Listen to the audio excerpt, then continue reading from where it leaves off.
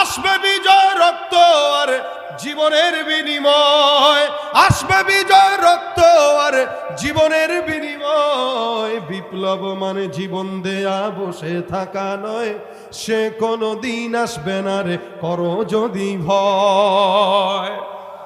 কথা কয় না, ভয় পাই কাকে? লড়াইয়ের ওই ময়দানেতে যেতে তোমাকে হবে, প্রয়োজনে সব রক্তটুকু জমিনেই ঢেলে দেবে। দেশের জন্য একবার বাংলাদেশের জনগণ লড়াই করেছে কিনা? 5 মাস আগে বাংলাদেশ স্বৈরাচার মুক্ত করার জন্য লড়াই করেছে, তখন হাজারো মানুষ মরেছে, শাহাদাত বরণ করেছে। তবে ইমানের জন্য যদি কখনো ডাক চলে আসে, ইমানের জন্য যদি কখনো লড়াই করা লাগে, 1000 নয় 1 কোটি জীবন দিতে তৈয়ার হয়ে যাবে। রাজি আছেন তো ইনশাআল্লাহ? লড়াইয়ের ওই ময়দানেতে যেতে তোমাকে হবে, প্রয়োজনে সব রক্তটুকু জমিনেই ঢেলে দেবে। তবুও তোমায় লড়তেই হবে, মানিবে না পরাজয়। তবুও তোমায় লড়তেই হবে, মানিবে না পরাজয়। বিপ্লব মানে জীবন দেয়া বসে থাকা নয়, সে কোনো দিন আসবে না রে করো যদি ভয়। বিপ্লব মানে জীবন দেয়া বসে থাকা নয়, সে কোনো দিন আসবে না রে করো যদি ভয়। জোরে বলেন আল্লাহু আকবার। ও কাকারা, গান যখন শুনে, যাত্রা গান যখন দেখে, তখন কিন্তু মুরব্বীরাও জোয়ান হয়ে যায়।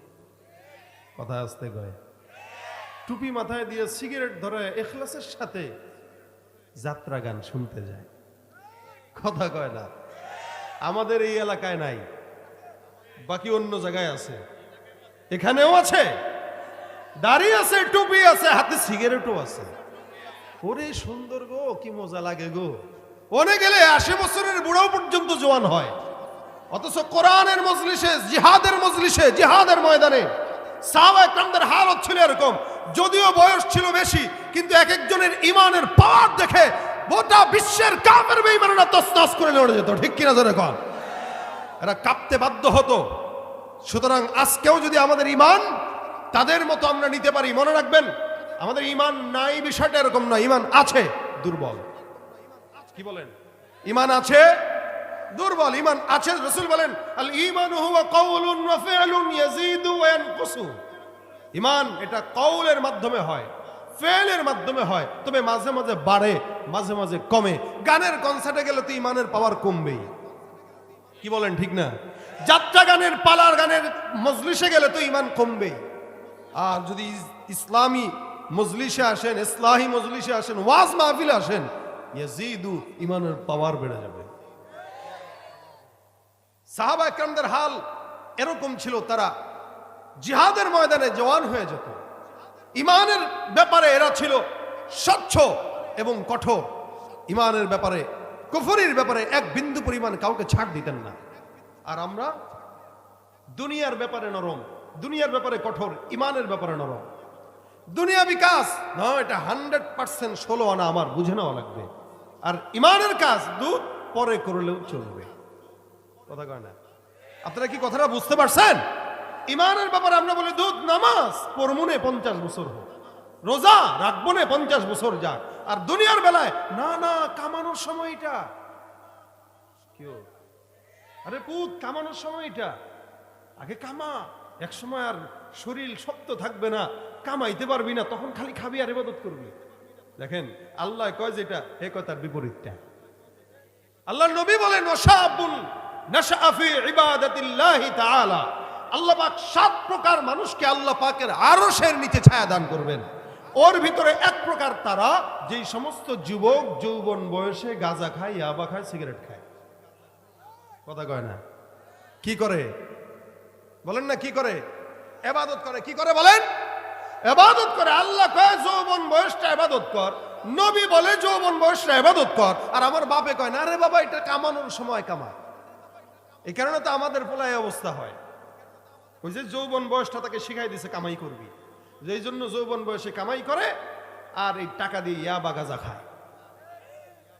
যৌবন বয়স কখনো টাকা কামানোর বয়স না। যৌবন বয়স ইবাদতের বয়স, ওই কারণে ইবাদত করতে গিয়ে নিয়ত করবে টাকা যেটা কামাবে ওইটা কামানো ইবাদত হয়ে যাবে। কি বলেন, একটা মানুষের কি নামাজ রোজা ইবাদত? কথা কয় না রে। নামাজ রোজা কি ইবাদত মনে করেন আপনারা? এই মিয়া বুঝে না, নামাজ এটা একটা ইসলামের খুঁটি, নামাজ এটা একটা ইসলামের স্তম্ভ। ইসলামের অনেকগুলো সাইড আছে। রাসূল করিম সাল্লাল্লাহু আলাইহি সাল্লাম বলেন, একটা মানুষ যদি কারো দিকে তাকিয়ে হাসি মুখে কথাও বলে তো আল্লাহ পাক তাকে সাদকার সওয়াব দান করবেন। ইবাদত হইল না গুনাহ হইল? কেউ দেখা হইছে, আসসালামু আলাইকুম, কেমন আছেন ভাই, এই কেমন আছেন ভাই, হাসি একটা দিয়ে খালি মুসাফা করলেন। রাসূল বলেন, আল কালিমাতুত তাইয়্যিবাতু সাদাকা। এই যে হাসি মুখে তাকে ভালো আছেন কিনা জিজ্ঞাসা করলেন, সদকার সওয়াব লেখা হয়ে গেছে। তার মানে নামাজ পড়লেই সওয়াব হয় নাকি হাসি দিলেও সওয়াব হয়? আচ্ছা, বাথরুমে ঢুকলেন, দোয়া ঢোকার সময় দোয়া বললেন, আল্লাহুম্মা ইন্নী আউযু বিকা মিনাল কনা। বলেন না, বলেন দেখি, আপনার মনে হয় পারেন না এই কারণে বলতেছেন না। পারেন? পারলে বলেন, আল্লাহুম্মা ইন্নী আউযু বিকা, তারপরে কি, মিনাল খুবুসি আল খাবাইস। এই দোয়াটা কেউ যদি পড়ার পরে সে বাথরুমেও যায়, তা আল্লাহর নবী বলেন তার বাথরুমে যাওয়াটাও ইবাদত হয়ে যাবে। জোরে বলেন সুবহানাল্লাহ। এই যে সুবহানাল্লাহর আওয়াজটা বললেন, আল্লাহর নবী বলেন জান্নাতে একটা গাছ লেগে গেছে। এখন যারা বলছেন আরেকটা গাছ লেগে গেছে, আবার লেগে গেছে, আরো একটা লেগে গেছে, যত বলবেন তত লাগবে সুবহানাল্লাহ। সওয়াব না গুনাহ হইল?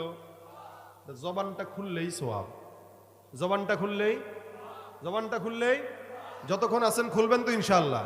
তাহলে শুধু নামাজ রোজাই ইবাদত না, ইবাদত বান্দা টাকা কামাই করবে এই নিয়তে যে আমি কামাই করতেছি, তবে এটা আমার বিবিকে খাওয়াবো, আমার সন্তানকে খাওয়াবো। সন্তান নামাজ পড়বে, বিবিরে খাওয়ানোর কারণে ইবাদত হবে। রাসূল সাল্লাল্লাহু আলাইহি ওয়াসাল্লাম বিবিকে মহব্বত করছেন, এই বিবির সাথে মহব্বত জুড়বে, বিবির একটা হাদিয়া দেবো, একটা গিফট করব, মার জন্য একটা শাড়ি কিনবো, এই নিয়তে টাকা কামাই করবেন। প্রত্যেকটা পদক্ষেপে সওয়াব আর সওয়াব। আরে বাদ দেন, নেকের কাজ করা লাগবে না, এমনিই সওয়াব হবে। নবী করিম সাল্লাল্লাহু আলাইহি ওয়াসাল্লাম বলেন, মান হাম্মা বিহাসানা, কেউ যদি একটা নেকের কাজের নিয়ত করে, কি করলো বলেন, আগামীকাল ফজর পড়বো ইনশাআল্লাহ, ইনশাআল্লাহ নিয়ত করছেন তো না? শীতের রাত, বহুত কষ্ট ফজর নামাজ পড়া, এটা ইমানের সবচেয়ে বড় পরীক্ষা, সবচেয়ে বড় পরীক্ষা। নিয়ত করছেন আল্লাহ ফজর নামাজ পড়বো ইনশাআল্লাহ। এখন রাসূল বলেন, কেউ নিয়ত করলো, অথবা নিয়ত করছেন আগামীকাল একজনকে 5টা টাকা দান করব, এক জায়গায় 1000 টাকা দান করব, নিয়ত করছেন, বা আজকে নিয়ত করলেন যে ইনশাআল্লাহ মাহফিলে 1000 টাকা দিব, মাদ্রাসায় 1000 টাকা দেব, নিয়ত করছেন, কি করছেন, কিন্তু দিতে পারেন নাই, ধরলাম আর কি, দিতে পারেন নাই। নিয়তটা করা সহজ তো, কিন্তু কাজটা করা কঠিন। এই জন্য তবলিগে গেলে বলবে কি, ভাই হাত উঠান, নিয়ত করেন, নাম লেখান, বলে না, নাম লেখান, নাম লেখান, নিয়ত করেন, দাঁড়ান, হিম্মত করেন। নিয়ত কেন বলে? নিয়তেই বরকত, নিয়তেই কি বরকত। রাসূল বলেন, কেউ নিয়ত করলো কিন্তু কাজটা করতে পারে নাই, কাজটা করতে পারে নাই, রাসূল বলেন কাতাবাল্লাহু লাহু হাসানাতান কামিলা, আল্লাহ পাক তার আমলনামায় ওই কাজের পরিপূর্ণ একটা নেকি দান করে দিবেন। সওয়াব না গুনাহ? তাহলে ইসলাম তার মানে বোঝা গেল, নামাজ রোজা হজ যাকাত এগুলোই শুধু ইবাদত না। একটা মানুষের সঙ্গে ভালো মুখে কথা বলা, একটা মানুষের সঙ্গে হাসি কথা বলা, একটা মানুষের সঙ্গে ভালো ব্যবহার করা, কোনো মুরব্বী মানুষের বোঝা টেনে দেওয়া, সব কিছুই ইবাদত, ইবাদত, ইবাদত। সুবহানাল্লাহ। ভাইরা আমার, আজকে যেহেতু বসলাম, আমি আপনাদেরকে একটা আমল শিখাবো ইনশাআল্লাহ। আল্লাহ পাক যদি তৌফিক দান করে, বহুত শীত, শীতে কাবু হয়ে গেছেন আপনারা, আমিও। এই রাস্তার যে পরিমাণে কুয়াশা, এই কুয়াশার ভিতরে, শীতের ভিতরে আল্লাহর দ্বীনের মহব্বতে যে বসলেন, আল্লাহ পাক রব্বুল আলামিন কয়, এই ফেরেশতা সাক্ষী থাকো, এদের সমস্ত সগীরা গুনাহ মাফ করে দিলাম। আপনারা যতক্ষণ এখানে আছেন, আল্লাহ পাকের বেষ্টনীতে আছেন, হাফফাত হুমুল মালাইকা, চতুর্দিক থেকে আসমানের ফেরেশতারা আপনাদেরকে ঘেরাও করে রাখছে। আপনারা কি খুশি? আলহামদুলিল্লাহ বলেন। ফেরেশতারা ঘেরাও করে রাখছে। যারা বাইরে আছে এরা কিন্তু ঘেরাও নাই। এই মুরগি ডিম পারে, সব ডিম কি বাচ্চা দেয়? আচ্ছা, ডিম যেটা মুরগির নিচে বসে ওটাই কি দেয়? বাচ্চা দেয়। যেটা বসে না ওইটা বাচ্চা দেয় না। ডিম বাচ্চা দেওয়ার জন্য জায়গা লাগে, ওই জায়গাটার ভিতরে বসলে বাচ্চা দেয়, নইলে পচে।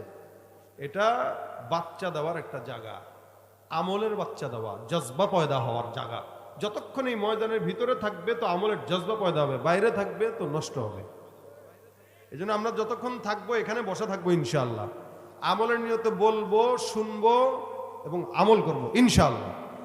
আল্লাহ আমাদের তৌফিক দান করুন। দেখেন ভাই, শুধু তাই না, আল্লাহ পাক বলেন নাযালাত আলাইহিমুস সাকিনা, আসমান থেকে আল্লাহ পাক রহমত আর বরকত নাজিল করতেছেন যতক্ষণ বসা থাকবেন। তা আমি আপনাদেরকে এই বেশি সময় কষ্ট দিব না, যেহেতু আজকে আবার কালকেও মাহফিল আছে, কালকে আপনারা শুনবেন।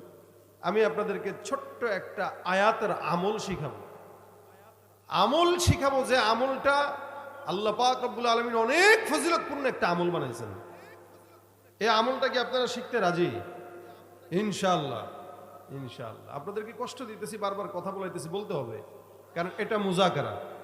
মুজাকারায় হাকিমুল উম্মত আশরাফ আলী থানভী রহমতুল্লাহ আলাইহি বলেন, কেউ যদি মুজাকারা করে, মুজাকারা করার দ্বারা বান্দার ফায়দা হয় দুইটা। একটা হলো অনেক অজানা জিনিস জানা যায়, আরেকটা হলো আমলের জজবা বেড়ে যায়। অজানা জিনিস, আমলের জজবা বেড়ে যায়, এটা হলো মুজাকারার ফায়দা। শুধু তাই না, হাদিসে আসছে কেউ যদি ইমান ইয়াকিনের মুজাকারা করে, ইলমের মুজাকারা করে, কতটুকু ফায়দা শুনেন। রাসূল বলেন, হাদিস শরীফে আসছে, তাদারুসুল ইলমি সাআতাম মিনাল লাইলি খায়রুম মিন ইহয়াআহা, যে কেউ যদি ইলম থেকে কিছু আলোচনা করে, ইলমি কিছু মুজাকারা করে, একজন বান্দা 5 মিনিট ইলমি মুজাকারা করলো, আরেকজন সারা রাত জেগে নফল ইবাদত করলো, বলা হয় সারা রাত জেগে নফল ইবাদতের চাইতেও 5 মিনিটের দাম আল্লাহর কাছে বেশি। কেন? আমরা ইজতিমাই ভাবে আলোচনা করার দ্বারা অনেকের ভিতরে আমলের জজবা তৈরি হবে। আর একাকী ইবাদত করলে সে নিজে করে, আর কেউ করে না। আর যৌথ ইবাদত করলে নিজেও করা হয়, অন্যও করা হয়। তো একাধিক মানুষের সওয়াব যখন মিলে যায়, তখন ওই সারা রাত জেগে নফল ইবাদতকারীর চাইতেও বেশি সওয়াব আমাদের কপালে লেখা হয়ে যায়। আচ্ছা, আমি আপনাদেরকে একটা আয়াত শোনাই। আমি যে আয়াতে কারিমার অংশ বিশেষ তেলাওয়াত করেছি, এই আয়াতকে কি আয়াত বলে আপনারা মনে রাখছেন কিনা জানি না। আয়াতুল, আমি তেলাওয়াত করেছি আল্লাহ পাকের আয়াত থেকে, আল্লাহু লা ইলাহা ইল্লা হুয়াল হাইয়ুল কাইয়্যুম লা তাখুযুহু সিনাতুন ওয়ালা নাওম। পুরো আয়াত নিয়ে আমার কোনো কথা নাই, আমার কথা হলো খালি এই গোটা আয়াতের ফজিলত নিয়ে। এই আমলটা আজকে বাসা পর্যন্ত নেব ইনশাআল্লাহ। এই আয়াতুল কুরসিটা এত ফজিলতপূর্ণ আয়াত। আমার আল্লাহ পাক রব্বুল আলামিন বান্দাকে জানায় দেন, গোটা কোরআনের মধ্যে রাসূল করিম সাল্লাল্লাহু আলাইহি সাল্লামের উপর আল্লাহ পাক যে কোরআনটা নাজিল করলেন, এই কোরআনের ফাতিহা থেকে নিয়ে নাস পর্যন্ত প্রত্যেকটা জায়গা, প্রত্যেকটা আয়াত, প্রত্যেকটা নক্তা, প্রত্যেকটা জের জবর আল্লাহ পাক রব্বুল আলামিন সত্য বললেন না মিথ্যা বললেন? সন্দেহ আছে? যাদের সন্দেহ ছিল তাদেরকে আল্লাহ পাক রব্বুল আলামিন বলেন, ওয়া ইন কুনতুম ফি রাইবিন মিম্মা নাযালনা আলা আবদিনা ফাতু বিসূরাতিন মিন মিথলিহি ওয়াদউ শুহাদাআকুম মিন দুনিল্লাহি ইন কুনতুম সাদিকিন। আল্লাহ পাক রব্বুল আলামিন বলেন, জমিনের মধ্যে কোনো বান্দার যদি তোমাদের সন্দেহ হয়, এই কোরআনের মধ্যে এই আয়াতটার মধ্যে ঝামেলা, ওই আয়াতটার মধ্যে ঝামেলা, আমি আল্লাহ পাক চ্যালেঞ্জ ছুড়ে দিলাম কিয়ামত পর্যন্ত, তোমরা তোমাদের বাপদাদা 14 গোষ্ঠী যা আছে নিয়ে আসো। আল্লাহর কসম, কোরআনের মোকাবেলায় একটা শয়তানের বাচ্চাও কোনোদিন আল্লাহর বিপরীতে দাঁড়ানোর সাহস করে নাই। আবু জাহেল, উতবা সাহেবা পারে নাই, বর্তমানে কেউ পারবে? কথা কয় না, পারবে? এ ভাইরা আমার, কোরআনের ভিতরে আল্লাহ যা দিয়েছেন সব সত্য। আল্লাহ পাক রব্বুল আলামিন কোরআনের মধ্য থেকে এই আয়াতটা দেন বান্দাকে, আল্লাহ পাক জানায়া দিয়া বলেন, আল্লাহু লা ইলাহা ইল্লা হুয়াল হাইয়ুল কাইয়্যুম, আল্লাহু লা ইলাহা ইল্লা হুয়াল হাইয়ুল কাইয়্যুম। এই আয়াতের মধ্যে প্রথমেই আল্লাহ পাক রব্বুল আলামিন একত্ববাদের ঘোষণা দিয়া দেন, তিনি আল্লাহ, যার সঙ্গে কোনো দুনিয়ার জমিনের অন্য কোনো শরীক নাই। এই আল্লাহ ছাড়া আর কোনো ইলাহ নাই। গোটা দুনিয়ার মানুষের স্বীকারোক্তি একটা, লা ইলাহা, আল্লাহু লা ইলাহা ইল্লা হুয়াল হাইয়ুল কাইয়্যুম। এখানে আল্লাহ পাক রব্বুল আলামিন একত্ববাদের সবক দিলেন। আল্লাহ যে শক্তিশালী এটার সবক দিয়া দেন, উনি যে চিরজীব এটার সবক দিয়া দেয়। আল্লাহ পাক ডাক দিয়া কয়, হে মুমিন, জমিনের মধ্যে যত বান্দা আছো সব বান্দারা একসঙ্গে মিলেও যদি মাওলাকে ডাক দাও, সেই মাওলা জবাব দিতে পারবে কি পারবে না? এই জন্য আল্লাহ বলে, বান্দা আমি মাওলা দূরে না, আমি আল্লাহ পাক এত এত এত নিকটে। আমি আল্লাহ পাক ঘোষণা করলাম, ওয়ানাহনু আকরাবু ইলাইহি মিন হাবলিল ওয়ারিদ। আমার আল্লাহ পাক রব্বুল আলামিন বলেন, আমি আল্লাহ বান্দার শারগের চাইতে নিকটে। দুনিয়ার কোন এরকম মালিক নাই যেই মালিক বান্দার নিকটে। বান্দা যেখানে যায় আমার আল্লাহ ডাক দিয়া কয়, হে বান্দা তুমি যেখানে থাকো, আল্লাহ পাক ডাক দিয়া বলেন, ফা আইনামা তুওয়াল্লু ফাসাম্মা ওয়াজহুল্লাহ।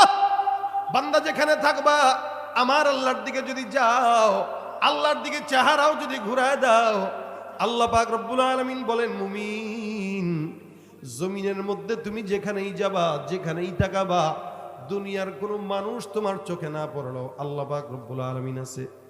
সমুদ্রের তলদেশেও যদি যাও সেখানেও আছে না নাই? জঙ্গলের মধ্যে গহীন জঙ্গলেও আছে না নাই? সারা দুনিয়াতে আমার আল্লাহ পাক রব্বুল আলামিনের দয়া বিদ্যমান। তিনি এমন রব, তিনি এমন কুদরতওয়ালা। আমার আল্লাহ পাক রব্বুল আলামিন বলে, বান্দা জমিনের মধ্যে কোনো বান্দা যদি রাত 3টার দিকে ডাক দেয়, যদি কোনো বান্দা চেয়ারম্যানকে মেম্বারকে রাত 2টা 3টার মধ্যে ডাক দেয়, আল্লাহ পাক রব্বুল আলামিনের বান্দা কেউ সাড়া দিবে না, কারণ ঘুমের সময়। কিন্তু আল্লাহ পাক এই আয়াতে বান্দাকে চ্যালেঞ্জ দেয়া বলেন, বান্দা মনে রাখবা, কেউ যদি কথা না শুনে টেনশনের কারণ নাই, আমি আল্লাহ রব্বুল আলামিন তোমাকে ঘোষণা করলাম, লা তাখুযুহু সিনাতুহু ওয়ালা নাওম। মালিক তো তন্দ্রাচ্ছন্ন হয় না, ঘুম তো দূরের কথা। তুমি রাত 3টার দিকে মালিকরে একবার করে ডাকবা, আমার আল্লাহ তোমার ডাকে 10 বার সাড়া দিয়ে দিবে। আমার আল্লাহ পাক বান্দার ডাকে সাড়া দেয়। এটাই হলো আল্লাহ পাক রব্বুল আলামিনের কুদরত, এটা হলো মালিকের কাজ। মালিক কোনোদিন তার বান্দাকে হতাশ করে না। এক বান্দা মাজুসি 80 বছর পর্যন্ত কেবল মূর্তিকে সামনে নিয়ে ডাক দেয়, সনাম সনাম সনাম। 80 বছর একজন মাজুসি মূর্তিকে সামনে নিয়ে বলে, সনাম সনাম সনাম সনাম সনাম। মূর্তি কথাও বলতে জানে না, উপকার করতে জানে না, খাইতেও জানে না। আমি বহু বছর আগে কি বলে ইন্ডিয়ায় মাহফিলে গেছি, ওখানে যা দেখলাম মূর্তিকে সামনে নিয়ে কিছু কিছু ভাইরা সকালবেলা মূর্তির সামনে সুন্দর করে খাবার দাবার দেয়, খিচুড়ি দেয়, ফল ফলাদি দেয়, ফুলও দেয়। বিকেলবেলা তাকায় দেখি ফল ফলাদিগুলো নিয়ে বিকেলবেলা নিজের ঘরে নিয়ে নিজে খাইতেস। আরে জিজ্ঞাসা করলাম, বাইরে কিরে বুঝলাম না, এরা নিজেরা দিল সকালবেলা, এখন আবার খায় কেন? এটা বরকত। কি বরকত? ওই যে মূর্তির নজর পড়ে, নজর পড়লে যেই মান্যত করে, যে নিয়ত করে খায়, নিয়ত কবুল হয় না। আউযুবিল্লাহ। এ মুসলমান খুব বুঝবেন, মূর্তি কথা বলতে জানে না, উপকার করতে জানে না, ক্ষতি করতে জানে না, কথা শুনতেও জানে না, উপকার করতেও জানে না, আপনার মনের নেক আশা পূরণ করতে জানে না, কারণ এটা তো নিজেই মানুষ বানাইছে। কিন্তু আমার আল্লাহ পাক রব্বুল আলামিন বান্দার দিলের হালত জানে কি জানে না? জোরে বলেন, জানে কি জানে না? তুমি পারো করতে মোচন অভাব দুঃখী লোকের, তুমি পরম মুক্তি দাতা মালিকে জগতের। তোমার কাছে চাই যে পানা, তোমার কাছে চাই যে পানা, আমরা প্রতিদিন তোমার দয়ায় পূর্ণ আমার সারা নিশিদিন।